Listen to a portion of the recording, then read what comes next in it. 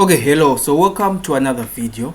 And so if you want to create a new YouTube account, right, or to add an account to another account or an existing account, all you need to do is you should visit this address www.youtube.com/account. Then on this page, right, you go where it says add or manage what your accounts. Then you click on that one. That's where you have to click, and in a few seconds it will show if you have many accounts, or maybe this is the first one. Okay, you'll go where it says create a account.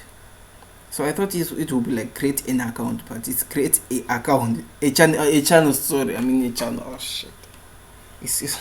So now I name my channel, is called Bonnie's Like Agriculture. Okay, I understand that I am creating a new Google with its own setting. Okay, yes. Okay, then you click on create.